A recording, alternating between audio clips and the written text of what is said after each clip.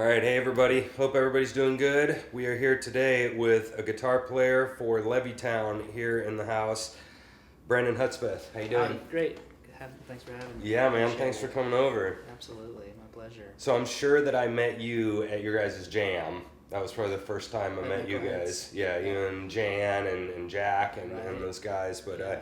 I've always been very impressed with your guitar playing. A couple of times I've noticed when, and this happens a lot when I think we're playing in a like maybe like a slow blues or something, and somebody's able to kind of take the first part and you're just kind of going, and then take the second one and then you just give it to them, and you blast off. Yeah. And I've always noticed that was always really cool when you'll, like at the end of a tune or so, everybody's done their solos and then you're taking the last one and then you'll go off and do your something, and then Jan and Jack and those guys will go with you, and they'll find you and follow you up the mountain or whatever, and that's I've just always been impressed by. Well, those guys know what I'm going to do before I do it. So I think sometimes, because we've been playing together for so much, Sure, so yeah. long and so consistently over the years, But yeah, I think that's real important when you're soloing, is to start from the bottom and bring it out, or the whole song in general. For the most part, just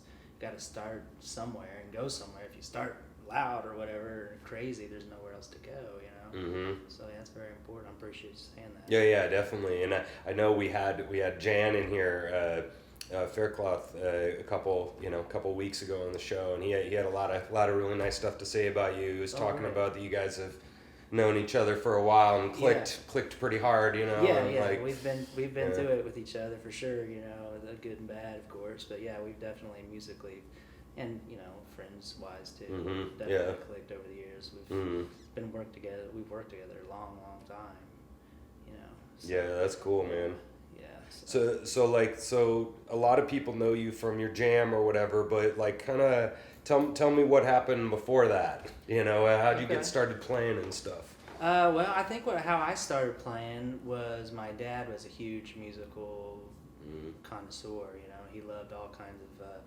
I'm from Oklahoma, so Bob Wills is the king. So I'm a big Western swing fan, and B.B. King. He'd come to town a lot back in those days, and he played the black clubs. There. My dad would take me every time. We'd be the only white people there, literally. So, and Jimmy Reed, and he just always had music playing, and he introduced me to music in general. But I think I really took off on it when I saw Johnny Cash on Sesame Street. That's how I really got hooked. I was like 5, and That's on funny. Sesame Street they'd have all kinds of people come and play.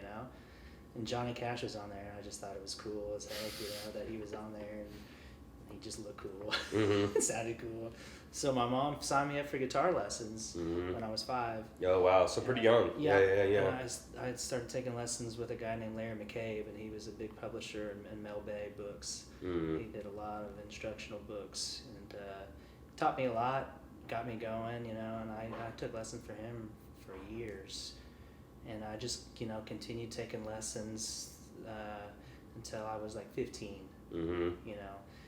And at that point, I was a 15-year-old, started playing sports, stuff like that a little bit.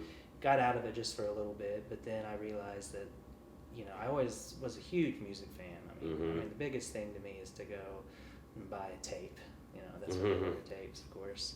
You're old. Yeah, right. So, that was the biggest thing. On the weekend, my dad would take me to go, and I'd get a new tape every Saturday or whatever. And I thought that stuck with me.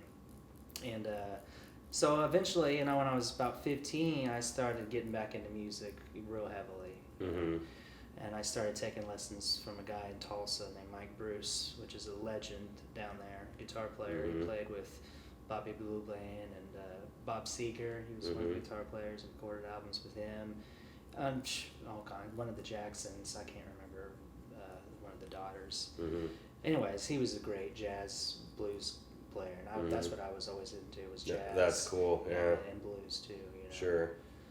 So I took lessons from him for a long time and was desperately trying to start a band. When you're 15 and you want to play jazz and blues, it's hard because nobody even knows what jazz and blues is hardly when you're 15, your peers anyways. Mm-hmm.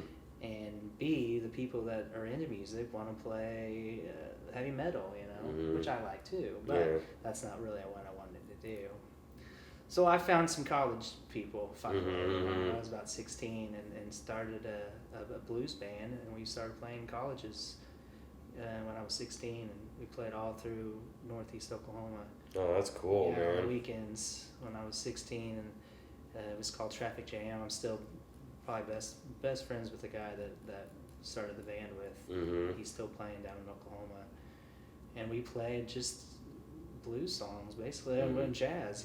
We played all the standards and kind of mixed it in with the blues, and the college kids loved it for some or whatever reason. They didn't know what it was. Mm-hmm. I say that, but Grateful Dead was big. They came around. That's kind of a and we were like a jam. We jammed on the blues. Yeah. They didn't understand what it was. They just thought we were just up there jamming like Grateful Dead. Mm-hmm. But it really clicked. And I was real happy with it. And we became pretty popular, and then started making some money. And I was like, wow, this is a pretty good deal. I'm 16 and I'm out there playing, and I got to get up at 7 o'clock and go to class. So I did that all the way through high school, and I was a late bloomer as far as getting into jazz band. I didn't get into jazz band until I was a senior. Unfortunately, I don't know why. I had some drawbacks, but that's a whole different story. But I was in jazz band, and I won All-State and received a bunch of scholarships to college. Oh, that's cool. Yeah, that's big time. Yeah, so I went to TU, Tulsa University, and studied jazz at the Tulsa University for a couple years. And then, so when I was 18 or 19, I moved to Kansas City, and I just put to play music. Oklahoma, right now Tulsa's a pretty good scene in music, but at that point it wasn't. I didn't see it as a good place to be at. Yeah. Especially not being 21. All those clubs. You had to be 21. Yeah. So I moved to Kansas City, and right off the bat, I met a guy named Bill Dye. If you know who he is, a great guitar player, jazz, blues, country guitar player here in town. And for whatever reason, he took a liking to me, and he started giving me all his gigs that he couldn't make. I got to play with Little Hatch a lot. He was one of the greatest bluesmen that nobody knows about that lived right here in Kansas City. Legend here in town. And he's passed on, but I got to play with him, Lonnie Ray, and John Paul Drum, and that when I came to town, that was the scene. Little Hatch, John Paul, Lonesome Hank and the Heartaches. I'm missing out a lot of people, but in the blues. So I got to play, just fill-in gigs with all these people, And at the same time, I decided to start my own band. So I started a band called Cobalt Project, which was with a female singer named Sue Stubbs. She's still around. We had different people play with us, lots of drummers, lots of bass players. Sometimes it was a duo. But we did that hard. We played gigs for tons of gigs every weekend, and we traveled and did all this, and it was going good, but that took its course. So I decided to part ways with that. And Jan was in that band actually at the very end. We had hired him, and so I just figured I'd start my own band. So I got Jan, and Jack was, I conned him into moving to Kansas City kind of. He was on his way up, but I called him and we talked for hours about what we wanted to do. So anyways, he joined the band, and Jimmy Meade joined the band too, so it was a 4-piece. We all ended up living in the same house. You're right, yeah. So we did that for years and years, and I was teaching tons. I was working at teaching at a music store. I was teaching like 45 students a week. Yeah, all ages, and I was teaching at the house, and so I was keeping busy. I was making a living, and I'm very fortunate that I've never had to get another job. I've always done lessons and gigs for That's Yeah. great, man. Very, very lucky, and Yeah. but it takes a lot of dedication to do that, Right. and being at the right, making the right choices. Mhm. So started Levittown, played a lot, still play Levittown, and then I was just kind of in a slump, as far as I wanted to know more about music. Mm. So I was like, shoot, I'll just go to the conservatory, UMKC. Mm. So I did. So I signed up and started going to school there full time. Mm. To music, And When was that then? Let's see, 2010 maybe. Yeah, so 8 whatever-ish years ago, yeah. Yeah, over Yeah. a while. So that's a great school. Mhm. Kids were phenomenal musicians. Mhm. Lots of great younger. I was probably the oldest one there. Mhm. Took guitar lessons from I think the best guitar players I know in the town, but Mhm. in the country. Some of them, Who was the guy, the big teacher there? For guitar? Uh-huh. Or just, it was Rod Fleeman Oh, yeah, and Rod's- Danny Embry. yeah. I had both. Yeah, taught- I mean, both probably the classes. 2 best in town, yeah. And I took classical from Doug Neat, Mhm. which he's world class classical Yeah, guitar yeah. player. So I wanted to do that because my teaching was, I wanted to be able to communicate better through the right vocabulary to communicate with my students how it is, the theory and what to do to get better and how to get a vocabulary of what you want to play and have a stylistic, just want to be able to teach people how to learn, I guess. Mhm. So they taught me, and I got to take that, and I got to teach my lessons that. So That's cool. that helped me with my teaching Oh, and yeah. my playing.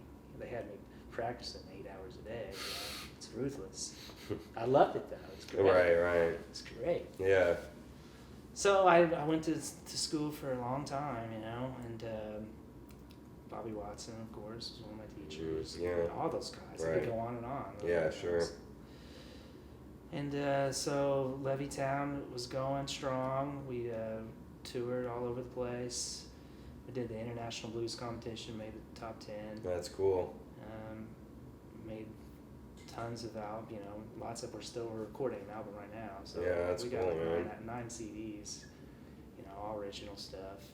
And that's been really good, and in the last couple years, I still do Levittown, but I kind of wanted to do something a little different, too. So I started to tour. I'm on tour all constantly. I just got home. I've been gone over a month. Wow. Been playing with a guy out of Texas named Randy McAllister. Mhm. He's a Grammy nominated, talented, completely ridiculous singer, songwriter, Mhm. drummer, harmonica player. Been doing that, constantly touring all over Canada and the United States, and I've been playing with another guy named Dustin Arbuckle, and his band's called the Damnations. I've been touring with them a lot, and we're getting ready to go to Europe and Wow, man, Spain, that's great. Spain and Eastern Europe. Mhm. That's really cool, Yeah. man. So, and we're recording an album. I recorded an album with Randy, recording an album with the Damnations, and then I've been playing with Hyson Taylor. We've been doing a duo. We're recording an album right now. That's cool. We went to the international blues competition a couple times, in Memphis, and did fairly well. We made it to the semifinals, which is pretty good. Yeah. That competition is, it's a good thing to get your name out there. Sure. Oh, yeah. So, I think that's pretty much it. That's great, man. Yeah, that's great. You got tons of stuff going on. I got a lot of irons in the fire. Yeah, that's great. I mean, you said about 19 things there that I'd love to chime in on. So you said, the one thing that I'm always fascinated by is you're talking about having a little bit of understanding about jazz. Yeah. And kind of understanding, more than 3 chords and understanding a little bit different kinds of styles and stuff. Yes. And I always find that really interesting. Right. Because I'll meet a lot of guys they'll kind of want to play blues and that's all they know, and I can't really dog them, Right. They don't care about the rest of it. Yeah, I just don't care, and And so I'm like, okay, fine, do whatever you want. Yeah. But I've definitely found that, because I haven't been studying jazz very much, but I'm from the classical world, so a lot of the things that they're doing in jazz, I've heard a lot of, Sure.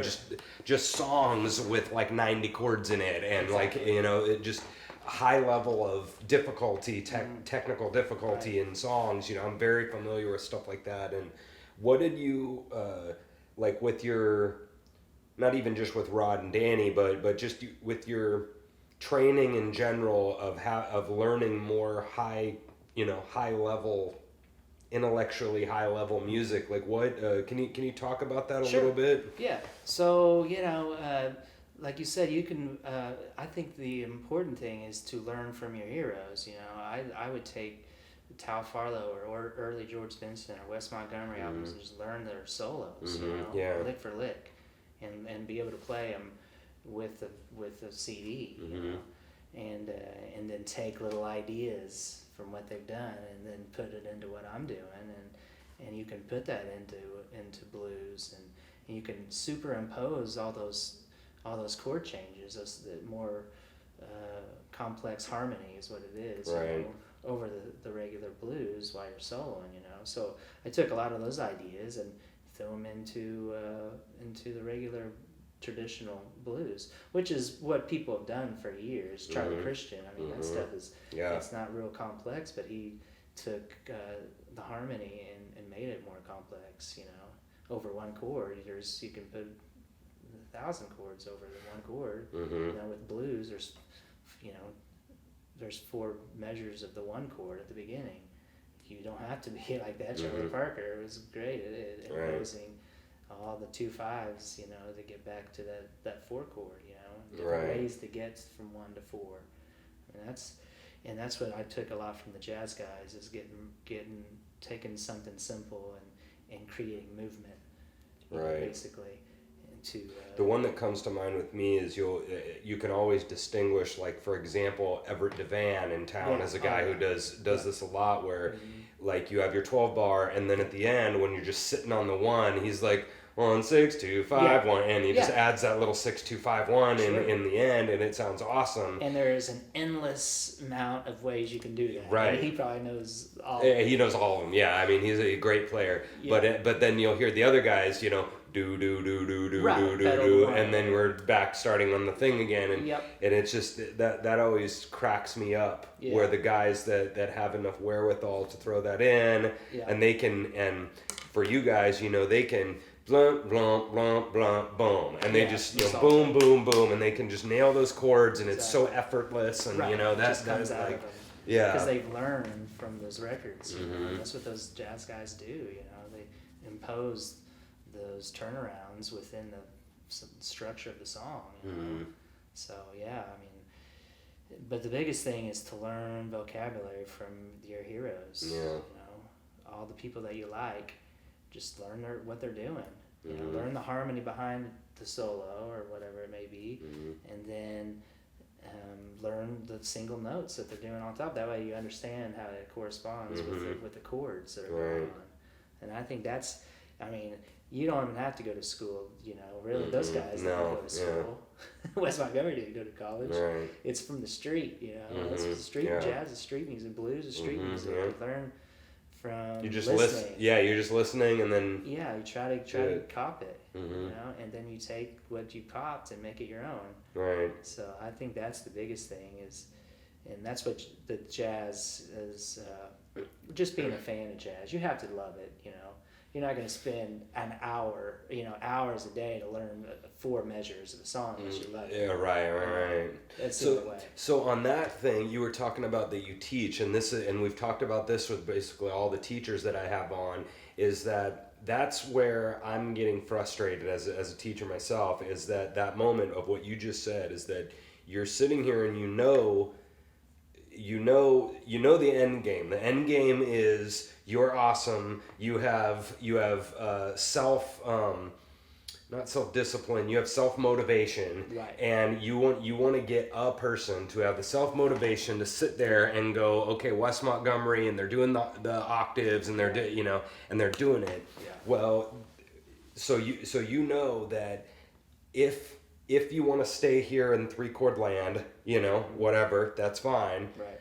But if you were to want to Yeah. have more, you've got to learn what a half diminished and a minor and all these stupid chords that you probably need. Yeah. My problem is that when I have a kid that either says they want that and then doesn't want to do the work, or they sort of are here in this lesson and they, you know, don't really want that, you know. And so what, like, how have you been handling that over time of having a kid, you know, who you know all this stuff that they need? Right. And for us, it's how the do you bow get them grip to- and the curved fingers, and Right. you have, okay, and now you do your scales and blah blah blah. You know, it's like you gotta find. I think everybody, we're talking about children, everyone's a little different, you know, and you have to get a spark in them somehow. You have to get them to like what it's got to be fun. You know, for those kids, so they gotta have fun. You know, a lot of kids weren't like me and were just starving for wisdom, but some are, you know. But the ones that aren't, that want the end result, like you said, somehow you gotta mix it up and make it fun, find something that they really like and be like, let's learn this. You know, you love this, you brought it to me, you know, maybe like that. Have them pick out something and then tear it apart and tell them and show them in that regard, you know, how they came up with this idea or where they're coming from, you know, and make them understand that. And then unfortunately you have to be like, we're not moving on until you get down, you know. And then at that point it doesn't become fun and they don't want to do it anymore, then they didn't really want to do it in the first place, unfortunately. Yeah. You know? So it does, it takes work, you know, and Right. you can't do it for them. You know, Mm-hmm. you cannot do it. I've learned that. You know, when I first started teaching, I'd hit myself over the head, being like, how come, you know, these people aren't wanting to work for, you know, what they want?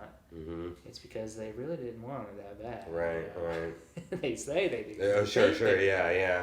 Or they haven't even said they do, and Yeah. you're inferring that they want it, True. but they probably don't want it. Very You're true. hoping they want it, You're but they, hoping yeah, they you want know, it. and Very true. well, That's a like, good point, yeah. and that's the other funny thing is you were talking about like kind of asking them about what they like. Yeah. See, I've done that a lot, and the answer I usually get is I don't know, you know, Yeah. and so, and what was so funny, this is another thing you said, is that this has been a theme of everybody on the show has been like, we had music in the home, right? My dad played harmonica in some band. My mom teached piano. And your dad was the same. I've had it around. True. And so when somebody asks you that question, you're like, you know, even for us, I always joke with my parents that we had Amy Grant Christmas blaring at Christmas time, you know, so I know all those Christmas songs because it was in the house and we had them blaring. Country Roads, James Taylor, you know, all these classic. So when somebody asks me what song do you like, yeah, and I have an answer, you know, and these other kids, I don't think they're listening to music at home. So when you ask them, what do you like? Well, I don't know, you know, and like, so I like, what I'm frustrated about is, what do I do at that point? You know, do I have the come to Jesus meeting with the parents? Hey, you guys need to go listen to, you know, and then they're like, okay, Rob, you know, and then what do you do after that when they don't do it? You know, like, do you chop them? You know, do you like? Right. Yeah, no, that's a tough one because I think things have changed from when me and you were kids. You know, the music has definitely changed. You know, what's on the radio. When I was on the radio, at least I'm a guitar player. There's guitar all over the radio, you know, and it wasn't just on the classic rock station. It was grunge. Grunge. There's guitars all over the place. New things coming up, you know, and I'm not even real hip on what's new right now, but I know that it's a lot more electronic and pop music is almost doesn't have hardly any instruments. I don't know if I'm saying too much there, but no. You know. So yeah, that's a good point, you know. But what I have seen is a lot of kids that are listening to the same stuff I was listening to as a kid. I don't know if that's because of their parents are my age, you know, and they're playing it. But I do have some students that are just diehard rock and rollers, AC/DC. Right. Want it, you know, and when that Guitar Hero came out, that started a resurgence in that kind of music too, because they were hearing those songs on that game, you know. and everybody wanted to play guitar. I think we'd be surprised how many of those old classic rock tunes are all over movies. You know, I mean, true. we'd be. That's Most true. kids know what Sweet Home Alabama is. True. No, I think a lot of them actually do, but all the other ones, Taking Care of Business and all the, I don't know if they've heard all of those, but there's a couple of those handfuls that they know they've heard them. You know, commercials or commercial. whatever, Yeah, exactly. Yeah. Yeah, so it's still out there, but. Yeah, it's hard to, I do the same thing when I have a new student. What kind of music do you like? Do you have a favorite? And if they say, I don't know, then I say, do you have a favorite song? And then if they're like giving me the deer in the headlights look, then I start naming people off, There for a while I was, and she still might be huge, Taylor Swift.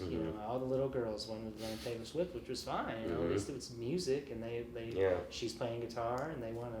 So that was a good deal for me because those little girls were inspired. Yeah, you have the inspiration there at least. That's what it takes. Is somebody that they don't just want to play guitar for the heck of it. They want to be like somebody. Right. And that's something that sticks a lot of the times. Yeah, I get frustrated because you mentioned it, is when you have that moment where you know that they need this, but you have maybe the passion for the and this is a perfect example that we see in Guitar Center every 5 seconds, and they've learned the damn and then we're like, well, what's the next part? And they're like, well, I don't know, and so it's that kind of stuff of of trying to get them to understand that no, we need to learn the whole song, or that you love the rock, but what if you learned how to do a half diminished B flat, blah blah blah. Right. Well, now an example I can think of is you maybe a student who's learned a couple of minors, their DOMs and their majors and stuff.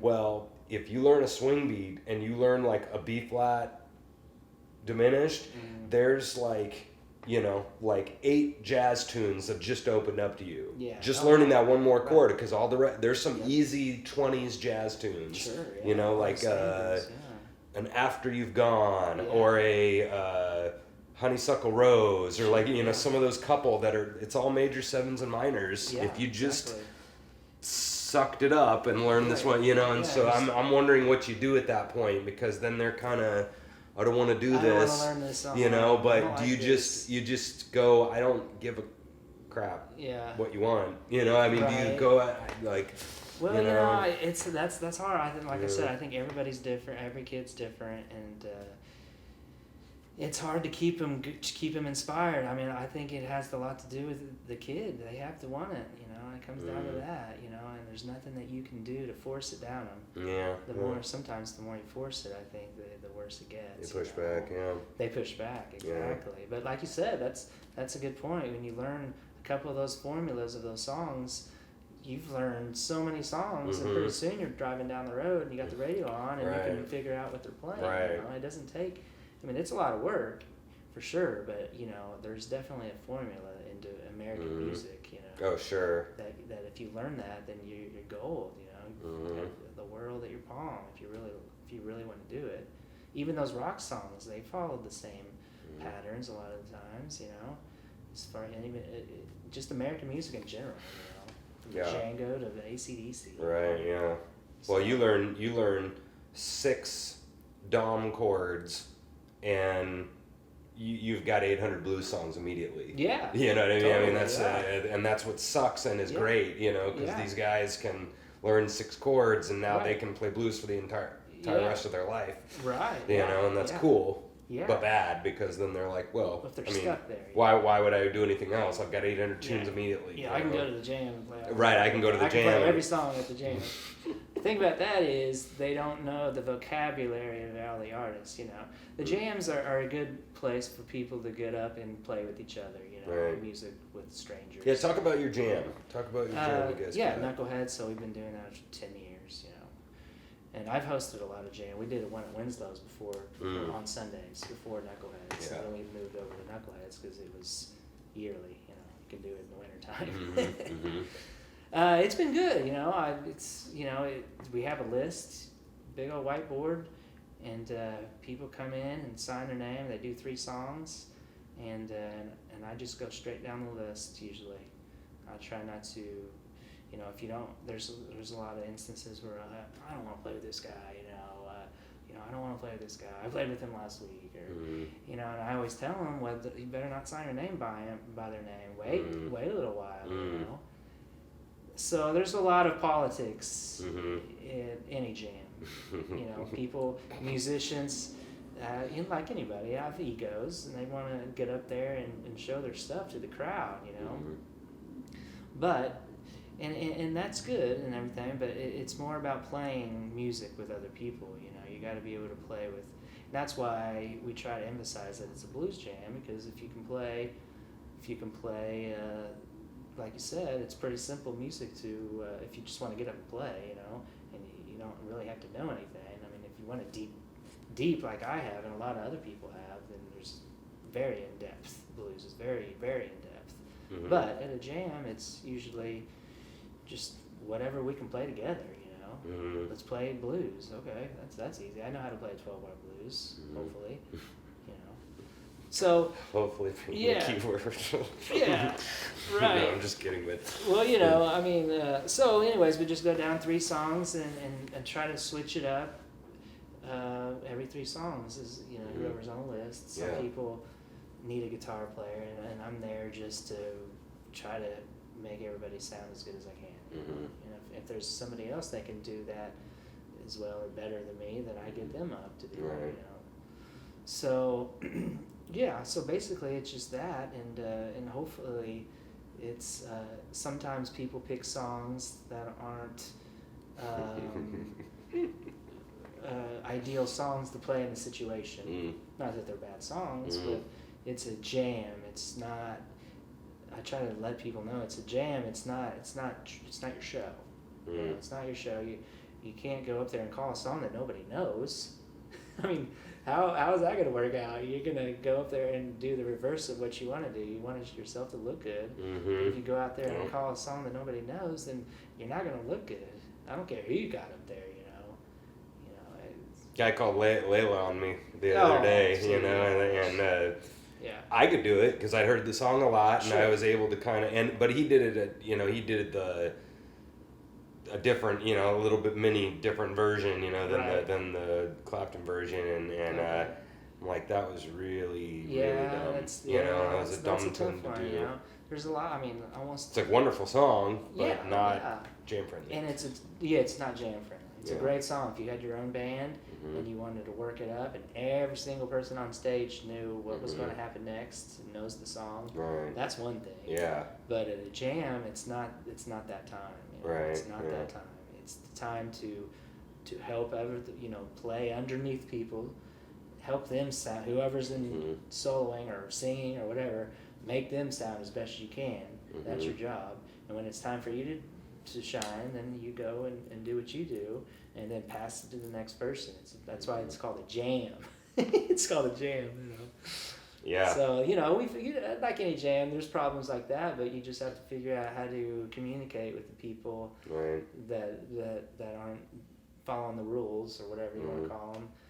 That nicely, if you can, that maybe you should pick a different song, or learn some songs, that everybody can play, that everybody can play. Yeah.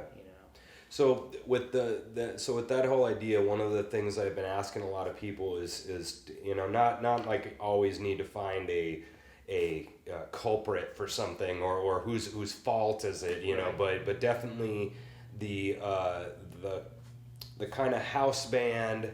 And maybe some of the really super veteran jammers, like for instance, if Dave Hayes shows up at your jam, he's a major league veteran jammer, and he knows exactly what's going on, and then you have kind of everybody, all the other people that are jammers, and so I've always been interested in the sense of when we have any and all of that stuff that you just talked about, guys turning up to 10, or them picking a wrong tune, or etc.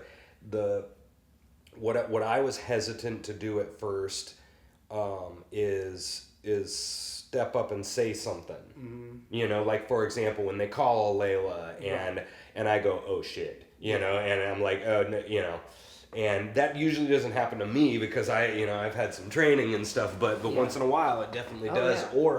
Or I have the wherewithal, and other people like maybe a Dave or somebody, you know, is looking around the bandstand and goes, no, that song's not happening, and they're able to they're able to go, oh no, he's not doing that. He would maybe maybe and so the policing of it a little bit is where my fascination is with the show, and what I'm trying to get out of people is like, how is the best way to police that? And somebody like myself, I would love to be the policeman, you know. I mean, I would love that, you know. I mean, I would love to be the freaking hall monitor, you know. There, you know, I'm joking, but you know, I would love to. But definitely, when I first got into town, I didn't have the reputation of a Paul Greenlease and a Dave or yourself running the jam and stuff, and so I felt like, you know, it probably wasn't my place, even if maybe I could make him a 150-page argument of why he's wrong, you know, and literally destroy his will to live in an argument, you know. It wasn't my job to do that, and so like I'm fascinated by those moments of when the house band needs to kind of just, you know, put their foot down a little bit and go, no, you're done, or, you know, we're not doing the song. And what do you think about that? Well, I mean, that happens every single Sunday. And we have to say, we can't do that. So we're not going to do that song. And these people don't know. This guy may know it. You know, he may know it, and then he doesn't know it at all. You know, the bass player doesn't know it, and the bass player's like, "Oh, I can follow him," and this guy's like, "Oh, I don't really know. I've heard it." Then you have to be like, "You can't do that song." You just pick another song, and if they keep saying songs that nobody knows, you know, you gotta move on. You can't. The show's can't pause. You know, it's still a show, Pete. It's there to. It's, you know, the bottom line is it's there for people to spend money, you know, drink and eat and whatever, you know. It's for the audience, it's for the musicians. It's a very communal deal. So you can't be selfish, you know. People have to understand, and some people just don't get it, you know. They don't understand. I mean, you know, it's not. I don't know if it's their fault or you know, they just don't understand that nobody's gonna know these songs, and you know, by you yelling out chords, I mean, you don't even know what you're talking about. You know, you can't just start naming out chords like nobody knows how long to stay on each chord. And, you know, 5. 1. You know, I mean, some of that is okay. I mean, as long as it's not completely out of control. So you know, you just have to say you can't play that song. You know, and try to be nice about it, and you know, I never want to make anybody mad or anything like that, you know. But it's just what it is. So would that be the advice? Is that once in a while, you know, it's probably really wise for somebody to just stand up and go, you know, I mean, there's 90 choices here that are all good, and you pick 91, you know, and so like sometimes it would be really wise because we're all going to look terrible. But then just kind of sort of knowing that balance, it's irrelevant if I don't want to play X, Y, and Z, but we could and it would sound good. That's when you need to back off, maybe, as an example, as a jammer, for example, you know. Exactly. You know, and then if they can't figure out a song to do, and you have to be like, well, why don't you go think about it, you know, sit down for a while and come back next week. You know, maybe a good thing to do would be when you have a second, go over there and talk to whoever this person is and try to help them out. You know, try to be like, you know, why don't you listen to find a B.B. King song that everybody knows or something like that, you know. Or just try to give them examples and try to point them in the right direction. You just hit on something too. Would it be really wise? Because this is what I've done at the jazz jams. I have my sheet. It's right somewhere in here. It's a list of my 60 jazz tunes that I know, and so now I just bring that right into the jazz thing. I'm like, pick one of these, you know, or you come in and when you're up on stage and they go, what do you what do you want to sing? Right. And then you go blank, Yeah. like all of us do. Right, Well, exactly. you come up with like a little list, or Yeah. or you have a number of these. So when you pick the Layla, right? Right, you can move on to the You can next move one. on. Okay, well, how about Stormy Month? Oh, yeah, Stormy. There you go, Okay, right. good. Exactly. Right? As long as there's something on that list that, Right. that fits the Yeah. the criteria for the jam. You go to the Blue Room, you're not going to play, Pride and Joy. Pride yeah, and Joy. yeah, right. Exactly. Yeah. Just you don't do that. Right. You don't come to the Knuckleheads Jam and play an AC/DC song. Mm-hmm. I mean, Or Donna Lee. Or Donna, and Donna Lee, you're or just the not going jazz to call stuff. it. Exactly. Yeah. Exactly. There's jams around town. There's enough jams around town that cater to everything. Mm-hmm. You can go play jazz. You can go play blues. You can go play your rock and roll. Mm-hmm. There's jams all over Mm-hmm. the place. Yeah. I know that have open. Right. Where you can play your rock and roll songs, and those guys in the band will know every song that you're gonna play. Sure, right. Like Yeah. I know the blues, like Right. the Blue Room knows the jazz. Right. You just got to go to the right place and pick the right songs. Right, yeah. So You said something earlier about kind of guys in bands, and you were joking how we went through a bunch of drummers, and every band's had a story like that where we went through, it's been a round robin of people in the band or whatever, and I've been kind of fascinated by that as well. And one guy said to me when I was down on vacation in Florida, I was talking to the band, he said, if you get 2 good years with a band, that was really good. Yeah. And you need to be really happy, like with the same people, and you're gigging, and I was like, because I was a little younger, and I was like, oh my God, that's so depressing, right. And it was funny, but I kind of realize now, and I'm still pretty young, 36, I'm still in my kind of younger years of gigging and stuff, but I'm starting to understand that now. When you get Paul has been playing with the Nace Brothers for years. You and Jan have been playing together for years now. And that's a special thing. You need to be grateful for that. And can you talk about a little bit about, for you, kind of sort of running your band, if somebody were to come into your band, like skills wise or attitude or whatever, what are you looking for in a player? That's a good question. Well, stylistically, they gotta we focus on original material, but there's a style that we kind of go to. Mm-hmm. If it's and every instrument's different. The drummer, in my book, is the most important person in the band. Mm. They have to have a certain groove. Me and Jack have been playing together forever. Longer than I've played with anybody. So me and Jack have a certain thing that we do that a drummer has to understand, has to groove with us, basically. If I was to start a band and have another bass player, it's the same thing. But they have to be up on a certain genre, I guess, certain styles. That's just musically. There's a whole other side of the personal thing, of course. Yeah. I've unfortunately ran into some problems personally with other people, but mostly it's a a style thing, and chops. Just you want people that are good. But you gotta understand that it's a band, and then they do their role as a bass player, drummer. They got to be able to hang. Yeah. You can't be like right. Talent wise tugging them along. No. I mean, they got to be up to a there's a benchmark here. And they want to or for me, I do this for a living, and they gotta want to work hard. They want to be able to travel, want to be able to they gotta be in a situation that they can be away from home. Mm-hmm. A lot of things like that. Yeah. Have their own gear. I mean, that's right. Yeah. Have a car to get to the gig.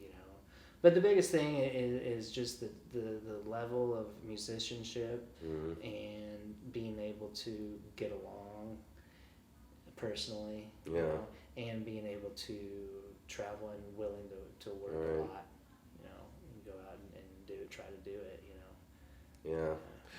Talk about that attitude thing, because that's another thing we've talked about on the show a lot, is that, and this is, I'm going to prove with this show how many players there are in town, you know, and there's a crap load, you know, and in all genres, and but I think it's hilarious that you know, you have a guy and he keeps going from band to band to band to band to band, you know, and then everybody, you know, they can't really figure it out, you know. This happens in sports a lot, you know, where you have this guy and you look back at his career, wow, he played for 7 different teams in 12 years. You know, why did that happen, you know? And then you finally ends up coming out, oh, he pissed off this wide receiver pissed off that quarterback, and then that one got pissed, and then that one got pissed, you know. And so with the attitude, I think that's not something to gloss over, because how many guys in town could play bass with you technically? Right, exactly. Probably a lot. But why is Jack the one playing? Yeah, a good point. You know, not him specifically, but somebody like him. So like, what do you think about that? Well, you know, that's good, because you gotta want to do it. You know, you gotta act like you want it. You gotta have, you know, just gotta be happy about where you're at the time, and really show up to work. You know, it's play and it's fun, but it's work. You know, you want to be able to be serious at the right times. There's times to goof off, or you know, have your fun after the show. You know, but you know, in this business, you know, there's a lot of you know, there's alcohol everywhere. You got to be able to not partake. You know, wait till after the show. You know, you just got to have that attitude that I'm here to put on the best show possible, do my job the best I can, just like anybody that has a job. You know, it's not just music. It's just you want to be able to come in and do your best and be happy, and this is a thing. Music is like, you know, you're on stage. You can't go up there and act like you're not having fun. You know, even if you're fighting with your brother or whatever. You know, you got to go up and sometimes put on a different face and go through the show, and then worry about your problems later sometimes. So you have to, you know, you don't want to complain a lot, you know. All that stuff is something that, you know, you can say what you feel at the right time and deal with it, you know, the right way, you know. But during the show, that's the biggest thing. During show, rehearsal, anytime you're working, recording, everything else you have to put on the side, you know. And then if you have a problem with something, we can talk about this over the phone or over coffee when we're far away from this stage. You know, my buddy Phil Wakefield said, if you want to hear a musician complain, give them a gig. You know, I was like, that's a funny quote. There's a lot of people that no matter what, they're going to complain about something. Like, oh, we're not getting food tonight. This hotel has got cockroaches all over it. Of course, that's not good, but you know, right? I mean, you know, you gotta be happy with what you get. Sometimes, you know, this is not the most glamorous lifestyle in the world, but going in, you gotta know that, and if you have a problem, then let's talk about it at the right time. Right. In the complain category, I've been starting to ask a lot of people this question about what's your deal breaker, you know, and I think it's a fantastic question because it's a little bit different for everybody, and one that I've brought up on the show before is the idea of, you know, you've got 47 songs in your set list and 3 of them you absolutely hate, right. But the other 44 are kind of good, and you like it, right. And everything else, the guys are fun to be with, you're getting gigs, the money's fine. Is that 3 songs enough to, like, first of all leave, right. Or second of all make a big stink over? Right. Yeah. I don't know. Probably not. You know. You know. So every band, there's no way that if you're in a band that you're gonna love every single song you're playing every night. It's impossible. Right. You got your favorites. You got your this will be fun, and you got ones that are like, oh gosh, this song again. Did you play it the best you can, and you make it as real as you can? You know, it's music. You know, I mean, you got to be in the moment and make it the best that you can possibly make it, no matter if you hate it or not. You gotta love it. Yeah. Get over it. You know? Love it. Yeah.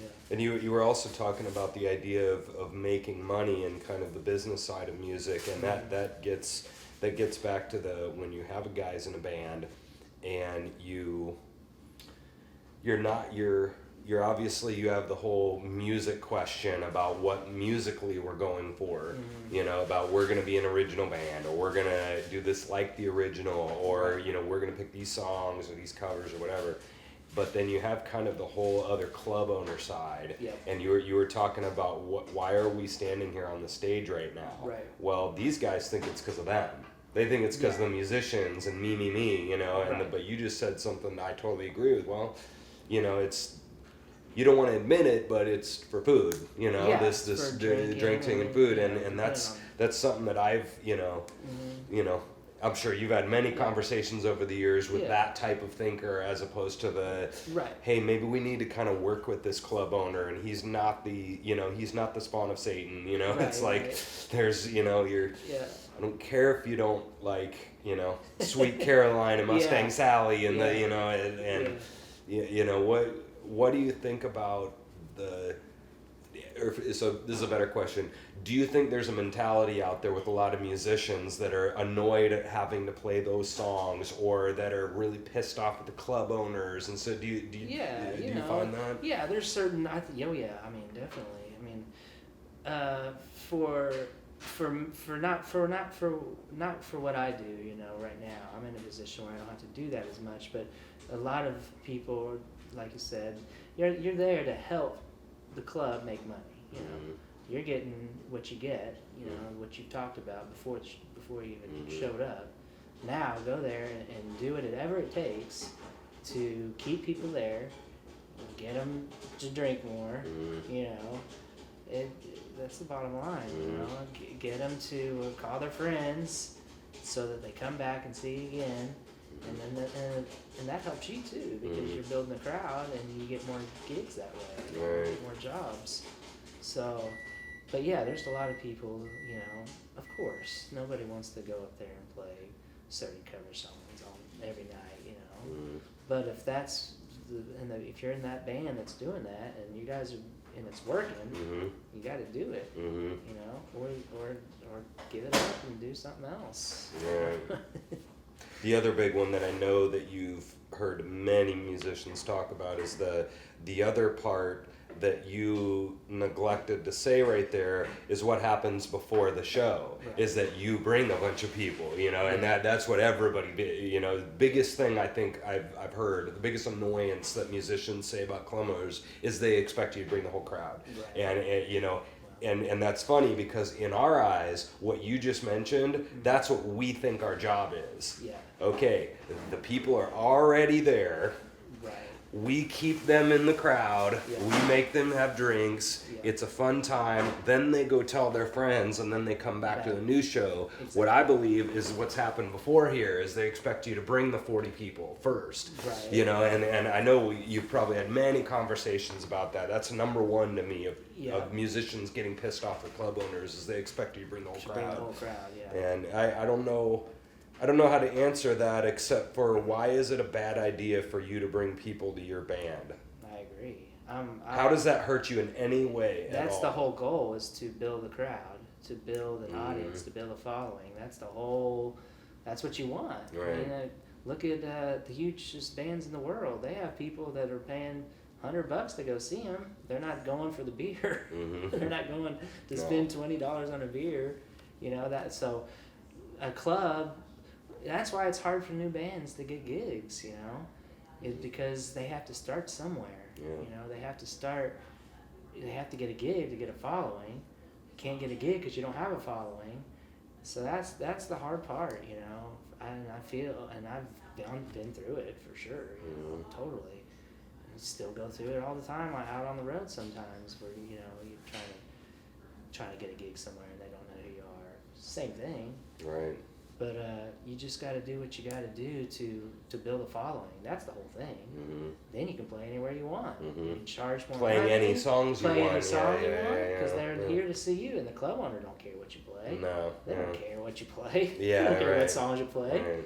They just want people buying and coming to their club and spending the money so they can make money. It's just, it's all about money. That's what makes the and it's depressing for a lot of us to accept. I know. But it's like, would you agree that, boy, it seems like the and I'll just call him out because he said this on the show. Somebody like a Scotty McBee at Jerry's, the guys like that are saying exactly what you just said, you know, and maybe some other bands that have full-time jams or are doing little tours or going to the IBC or, you know, that level of band.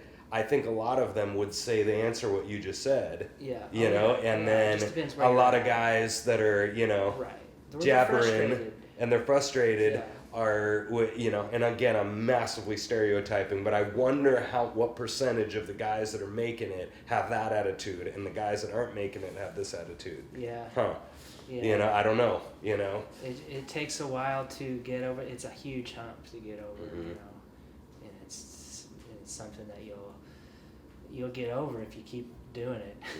If you keep pressing, you know, you got to do all the other stuff. And, you know, it's not just playing music. You got to get on the Facebook. You got to get your name out there. You know, Instagram, website, business cards, all that stuff. You got to do it. You know, and I'm the worst. I mean, I dislike that more than anybody. I don't like Facebook at all. But I get on there and I put on my shows. I don't put anything personal. Right. And I hate to read down the newsfeed, but I do it because that's just, and I have my own website, you know, and I'm very computer illiterate, but I figured it out. Yeah. I figured out how to build my own website. But for advertising, it works pretty good, doesn't it? Yeah, that's how you build the crowd. You know, you got to get your name out there. You got to let know people that you got to let them know where you're playing. Right. You know, that's the whole deal. Is get them out to the gig to see you. That's what you want. Right. So do it. You know. Yeah. Do you think another thing I think we get frustrated by is the bringing the crowd and the building it. I think everybody just has a now kind of thing too, and we go look back and Lonnie McFadden in town. He's been in town 40 years, and now he has 4 weekly shows. Yeah. You know, and Dave Hayes, and now he brings 20 to every show ever. Right. You know, I mean, you know, 10 jammers show up and 10 to 20 fans show up, but he didn't do that in a year. You know, and so is that another, like, would you say that's just another thing that you need to just suck it up and get over, that this will take, like, I mean, what's a benchmark? At least 3? Yeah. Like what? At least 3 to 6 years or something like that to really get something rolling. So like just shut the hell up until then. Yeah. Right. I took the mentality I always have that you build one fan one at a time. You know, build a fan one at a time, and that person, if they really like you, they will tell other people, and those people will come out to see you, and pretty soon that'll just grow and it'll just snowball. But yeah, it takes lots of time, you know, and of course your band is the product, and people have got to like the product too. So you got to figure out what your niche is and pinpoint those people, you know, and become friends with, you know, that's the other thing, is go out and talk to these people, be friends with them, you know.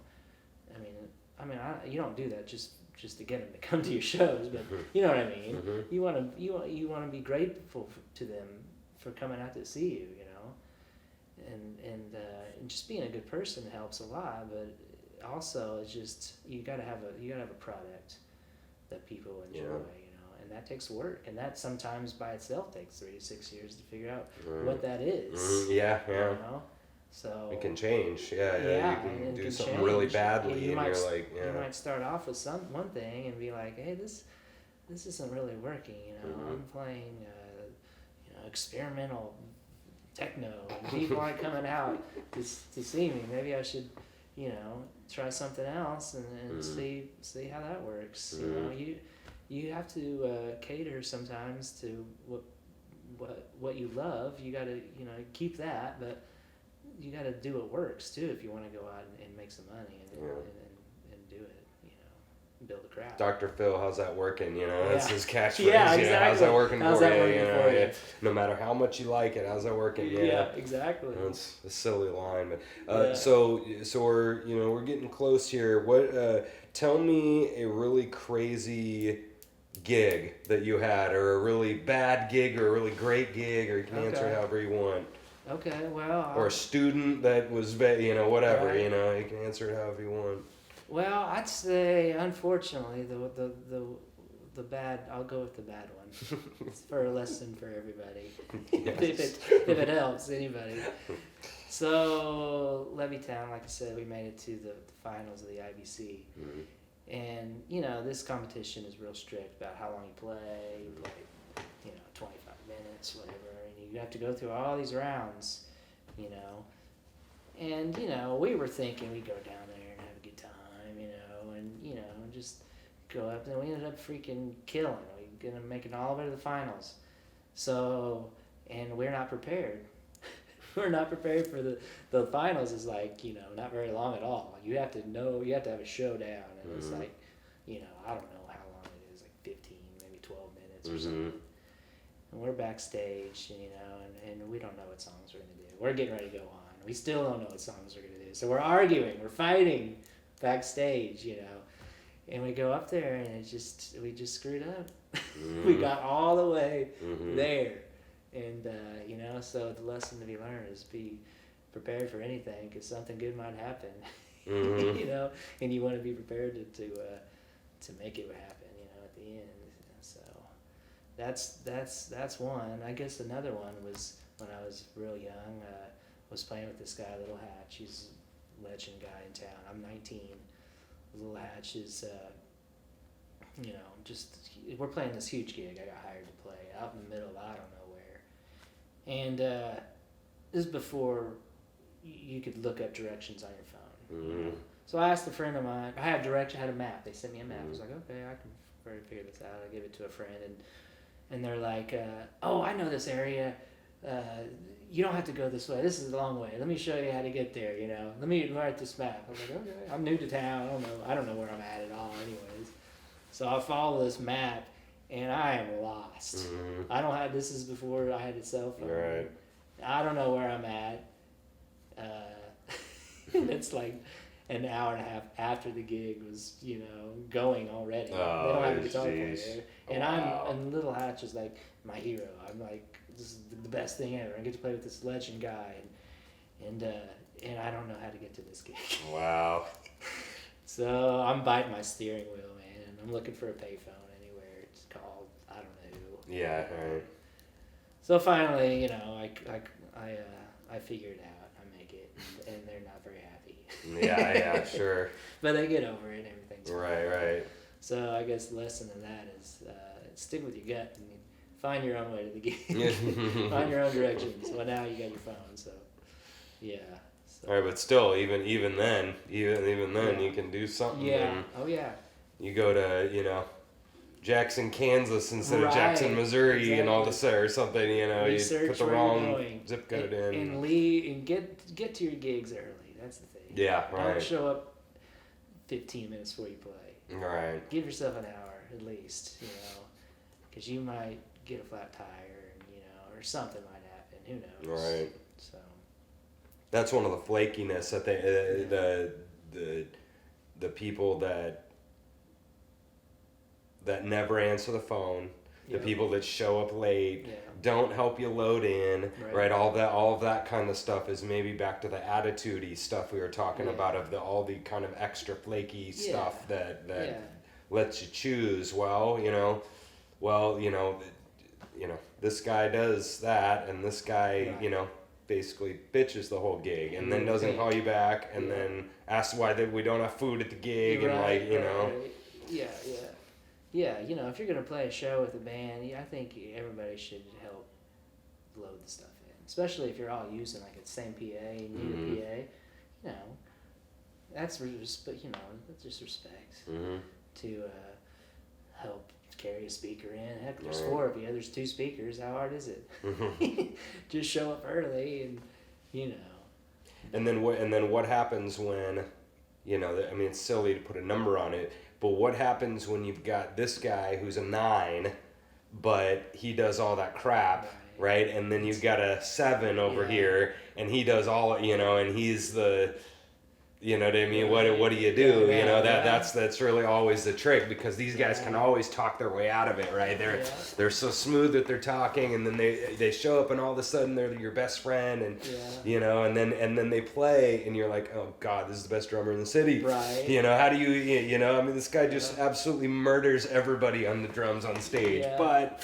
Well, if it's 79, I'd say. You know what I mean? That's a silly way to say, look at it. But. I'd say the 7 could learn to get to a 9. Yeah. Because that stuff's irritating. So, yeah, Right. it's worth to maybe give the other guy a chance. You know, that'll go a longer ways, I think. Everybody can learn. So. And then you make that his nickname, right? Hey, 7, come here. Yeah, right. You tell it right to his face. Yeah. That would be fun. Got But anyway. inspiration. Yeah, right.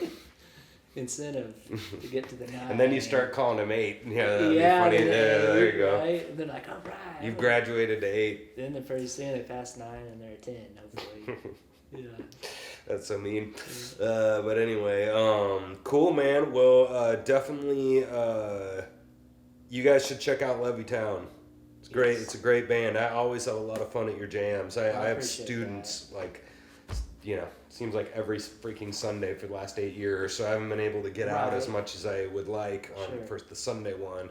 Go to get to Billy's quite a bit just because of the day. Right, sure. But yeah, their jam is really fun, and you guys do a good job of running it, and it's you guys obviously are a extremely quality house band, and you're doing it right, man. Yeah, that's great. So you guys should go check them out, and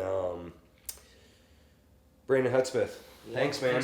Thanks for coming and chatting. Absolutely. Thanks for having me. It's a lot Cool. of fun. Yeah. So we got Brett Boulay coming in here in about 10 minutes. We're gonna do another one tonight. Wow. So 2 in the same night, which is fun. Double header. So cool. Stay tuned for that. And but anyway, that's it. We'll see you guys later. KC Music Talk.